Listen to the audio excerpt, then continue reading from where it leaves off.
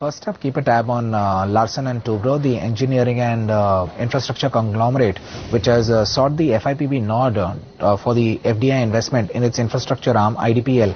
It's already in talks with global institutional investor for a stake sale, and as part of the reports, the institutional investor will be investing about 1,000 crore rupees in the first tranche, and a second additional investment of 1,000 crores or a little more than that can be made 12 months after the first investment.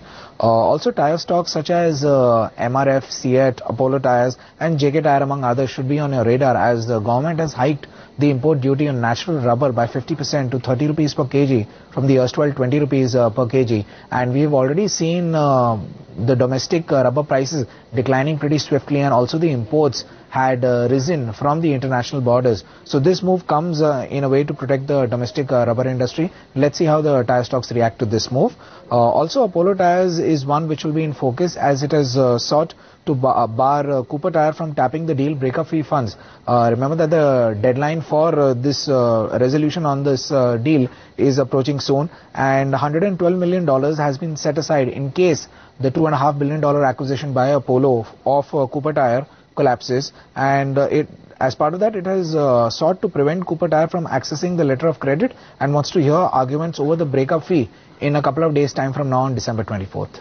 Reliance Industries, Tech Mahindra and MCX were the three stocks among others which were most active in trade. RIL, the energy behemoth, jumped up 5%, gaining the most in 7 months after the cabinet allowed the company to sell gas from its KG-D6 block at a higher price, which will be double from the current levels starting April 2014, and that too without any cap, thus ending months of uncertainty and debate over gas pricing. And though this landmark development is positive for the entire oil and gas sector, RIL is the biggest beneficiary, and that is what propelled it to be the top gainer on Nifty as well as from the BSE oil and gas pack, backed by 2-month high volumes. Then you had Tech Mahindra, which logged in gains of 3%, maintaining its upward momentum for the third day on the trot, and it went on to hit fresh 52-week highs.